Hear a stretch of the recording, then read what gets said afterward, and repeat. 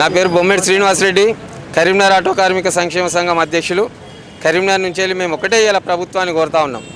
మాకు తినడానికి తిండి కావాలి, కట్టుకోవడానికి బట్ట కావాలి, మా పిల్లలకు చదువులు కావాలి. ఇదే మేము గొంతెమ్మ కోరికలు ఏం కోరడం లేదు.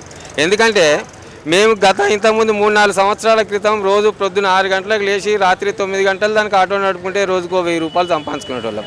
ఆ 1000 రూపాయలతో మా భార్య పిల్లల్ని చదువుకొని, మా కొడుకులను బిడ్డలను చదివించుకొని, ఒక ఉన్నతమైన వ్యక్తులు ఆటో డ్రైవర్ కొడుకు ఆటో డ్రైవర్ కాకుండా ఏదో చిన్న చదువుకున్నట్టయితే వేరే ఉద్యోగం చేసుకొని బతుకుతాడనే కాన్సెప్ట్లో మేము ఉంటే ఈ 3 ఏళ్ల క్రితం కాంగ్రెస్ ప్రభుత్వం వచ్చి ఇంకా మమ్మల్ని డెవలప్మెంట్ చేస్తుంది అనుకున్నాం. కానీ వల్ల మా కొడుకులు చదువుదామంటే ఫీజులు లేని పరిస్థితి, మాకు తిండి లేని పరిస్థితి. మేము రోడ్డు మీద ఇలా మేము దాదాపు నేనైతే ఒక 30 ఏళ్ళ నుంచి ఆటో నడుపుతా ఉన్నా. ఇలా నేను పోయి ఏ పని చేస్తా, బయట కైకిలు చేయలేను, అడ్డం మీద కూలికి పోలేను.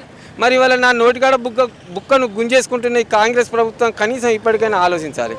మేము ఈ లొల్లి పెట్టుతా ఉంటే ఏమంటా ఉన్నారు, ఈ పార్టీ వాళ్ళు ఆ పార్టీ వాళ్ళు, వాళ్ళకి ఏం పని లేదు, ఓటలు పక్కకుంటే ఓటలు పెడితే నడవదా, ఇలాంటి ఎన్నో వెకిలి చేష్టలతో మాట్లాడుతూ మమ్మల్ని హీనంగా చూస్తున్నారు. మేము కూడా తెలంగాణ బిడ్డలమే నాయన, కాంగ్రెస్ ప్రభుత్వానికి చెప్తా ఉన్నాం. తెలంగాణలో ఉద్యమంలో పాల్గొన్నటువంటి దమ్ము ధైర్యం మాకుంది. ఇంతకుముందు సకల జనుల సమ్మెలో ఆ రోజు తెలంగాణ కోసం ఎట్లనైతే కొట్లాడి 3 రోజులు ఆటోలు బంద్ చేసినామో ఇలా కరీంనగర్ జిల్లాలో ఇవ్వలక్ష్యం రాబోయే రోజుల్లో మా డిమాండ్ల సాధన కోసం మేము గొంతెమ్మ కోరికలు కోరతలేము. మీరు చెప్పిన 12,000 ఇరయ్యా అని అడుగుతున్నాం. మీరు ఇస్తాన్న సంక్షేమ బోర్డు పెట్టి మా కుటుంబాలకు భద్రత కల్పించారని అడుగుతున్నాం.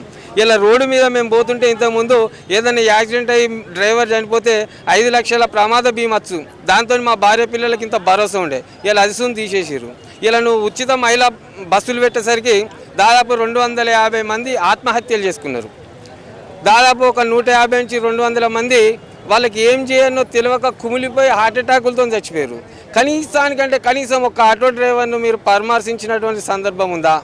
ఒక ఆటో డ్రైవర్ని ఆదుకున్నటువంటి సందర్భం ఉందా? మేము ఇవాళ ఈ ఆటో డ్రైవర్ల దినోత్సవం రోజు చెప్తా ఉన్నాం, మాకు గుర్తింపుడేగా. ఖచ్చితంగా చచ్చిపోయినటువంటి ఆటో డ్రైవర్లందరికీ, ఆత్మహత్య చేసుకున్న ఆటో డ్రైవర్లందరికీ 10 లక్షల రూపాయల ఎక్స్గ్రేషియా ప్రకటించాలి. వెంటనే వాళ్ళ కుటుంబానికి ఒక భరోసా కల్పించే విధంగా. ఎందుకంటే మేము తెలంగాణ ప్రజలం, తెలంగాణలో ఉండి మీకు ఓటేసిన హక్కుతో అడుగుతున్నాం. మేము ఇవల్ల ఖచ్చితంగా మా మీద ఎందుకు కక్ష కట్టింది తెలంగాణ రాష్ట్ర ప్రభుత్వం, ఈ కాంగ్రెస్ ప్రభుత్వం అని చెప్పేసి మేము అడుగుతా ఉన్నాం.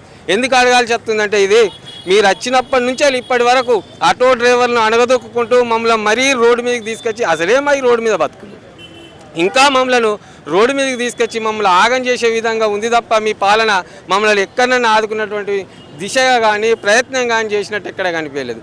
ఒకసారి మేము మా సమస్యల మీద ఆటోలు బంద్ పెడతామంటే ఆ సిపిఐ ఎమ్మెల్యే గారు వచ్చి, బిడ్డ పొన్నం ప్రభాకర్ మాట్లాడాడు, రేవంత్ రెడ్డి గారు రేపు కాదు ఎల్లుండే మీ మీద ఒక నిర్ణయం తీసుకుంటా అంటారు, మీరు సమ్మె చేయొద్దన్నారు.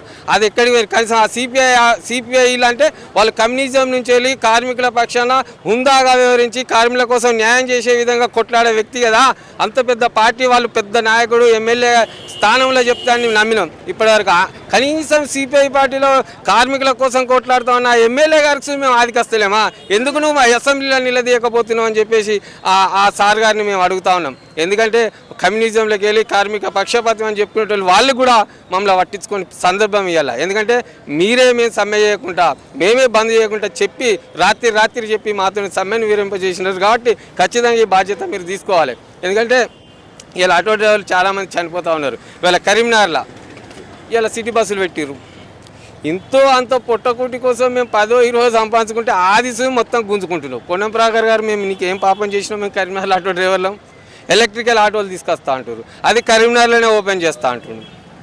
ఎందుకు కరీంనగర్ ఆటో డ్రైవర్ల మీద నీకు ఇంత కక్ష అని చెప్పేసి మేము పొన్నం ప్రభాకర్ గారిని, రవాణా శాఖ మంత్రి గారిని అడుగుతా ఉన్నాం.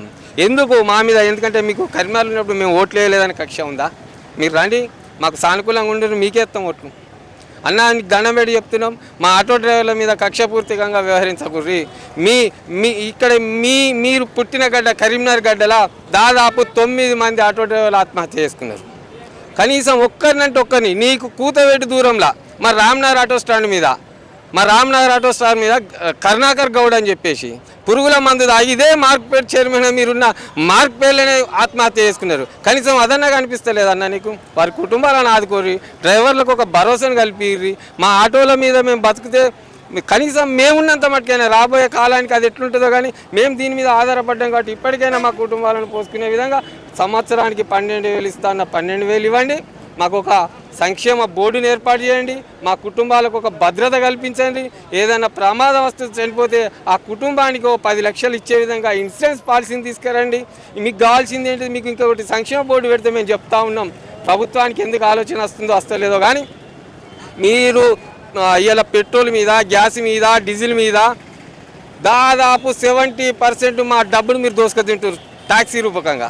అందులోకి వెళ్ళి ఒక లీటర్కు 50 పైసల చొప్పున తెలంగాణ రాష్ట్రంలో రోజుకు దాదాపు 2 లక్షలు, 3 లక్షలు, 4 లక్షల లీటర్లు ఇలా డీజిల్, పెట్రోల్, గ్యాస్ రూపంగా అమ్ముతున్నారు. అందులోకి వెళ్ళి ఒక లీటర్కు 1/2 పైసలు ఇచ్చినా మా ఆటో సంక్షేమ బోర్డు ప్రపంచంలో అత్యధిక ధనవంతంగా తయారవుతుంది, ప్రతి ఆటో డ్రైవర్ని ఆదుకునే విధంగా తయారవుతుంది. కనీసం ఆలోచన చేయరు.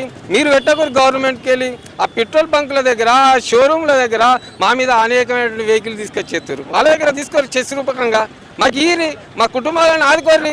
ఎందుకు ఆలోచన చేస్తలేరు? పెద్ద పెద్ద సార్లు చదువుకున్నారు ఆఫీసర్లు, అధికారులు ఉన్నారు గవర్నమెంట్లో, పెద్ద పెద్ద ఐఏఎస్ ఆఫీసర్లు, ఐపీఎస్లు చాలామంది ఉన్నారు. ఒకసారి ఆలోచన చేయరు. ఈ రకంగా ఆలోచన ఇలా కరీంనగర్ కాదు తెలంగాణ రాష్ట్రంలో 7,50,000 మంది ఆటో డ్రైవర్లు ఉన్నారు. ఇలా అనాధికారికంగా చూసుకుంటే 13 లక్షలు ఉన్నారు. లైసెన్స్ కలిగిన వాళ్ళు 7,50,000 మంది ఉన్నారు. మరి వీళ్ళంతా రోడ్డు మీద ఆటోలు నడుపుకొని జీవనోపాధి సంస్థలు అంటే ఎంత, దాదాపు 1 కోటి మంది ఈ ఆటో డ్రైవర్లు నడిపితేనే వాళ్ళ సంపాదన మీద బతుకుతున్నటువంటి జనాలు. ఒక్కసారి ఆలోచన చేయరు. ఐఏఎస్ ఆఫీసర్లు కానీ, ఐపీఎస్ అధికారులు కానీ మీరు అందరూ ఒకసారి ఆలోచన చేసి ఆటో డ్రైవర్లను ఆదుకునే దిశగా ప్రభుత్వానికి ఒక నివేదిక ఇవ్వండి సార్. మీ అందరికీ దండం పెట్టి మొక్కుతా ఉన్నాం. ఎందుకంటే ఆ ముఖ్యమంత్రికి ఏం తెలియదు పాపం. మీరన్నా మాకు సహాయం చేయరని చెప్పేసి ఈ సందర్భంగా, ఈ ఆటో డ్రైవర్ల దినోత్సవం సందర్భంగా ప్రతి ఒక్కరిని వేడుకుంటున్నాం. మేము ఎవరికి వ్యతిరేకం కాదు, మేము ఎవరిని కించపరచడం లేదు, మేము ఎవరిని అవమానించడం లేదు. మాకున్న ఆవేదన, మాకున్నటువంటి బాధలు మాత్రమే ఈ రకంగా మీ ముందు పెడుతున్నాం తప్ప ఎవరి మీద మాకు ఎలాంటి బాధ లేదు. మాకు ఎవరైతే న్యాయం చేస్తారో వారి పక్షాన ఖచ్చితంగా ఉంటాం. ఖచ్చితంగా రాబోయే రోజుల్లో మా ఆటో డ్రైవర్లను ఎవరైతే ఆదుకుంటారో, మా ఆటో డ్రైవర్ల పక్షాన ఎవరైతే నిలబడతారో వారికి తెలంగాణ రాష్ట్రంలో రాబోయే ఎలక్షన్లో ఇంకొకటి చెప్తా ఉన్నా, ఖచ్చితంగా చరిత్ర అనేది ఒకటి ఉంటుంది. ఈసారి తెలంగాణ రాష్ట్రంలో ప్రభుత్వాలను తారుమారు చేసేది ఖచ్చితంగా ఆటో డ్రైవర్ మాత్రమే. తెలంగాణ రాష్ట్రంలో ఆటో డ్రైవర్లందరూ ఏకతాటి మీద నిల్చొని ఈసారి ప్రభుత్వాలను పడగొట్టే దిశ ఖచ్చితంగా ప్రభుత్వం పడిపోయిందంటే ఆటో డ్రైవర్లతో అనే విధంగా ఒక చరిత్ర సృష్టించబోతున్నాం అని చెప్పేసి కూడా ఈ సందర్భంగా తెలియజేస్తా ఉన్నాం. ఇప్పటికైనా కాంగ్రెస్ ప్రభుత్వం మమ్మల్ని కడుపులో పెట్టుకొని సాదుకుంటే ఖచ్చితంగా మీకే మద్దతు ఇస్తాం. లేదంటే ఖచ్చితంగా మిమ్మల్ని భూస్థాపితం చేసిన, ఎందుకంటే మేము భూస్థాపితం అయిపోయినాం రోడ్డు మీద, మిమ్మల్ని భూస్థాపితం చేసేదాక మేము ఊరుకుంటే ప్రసక్తే లేదు.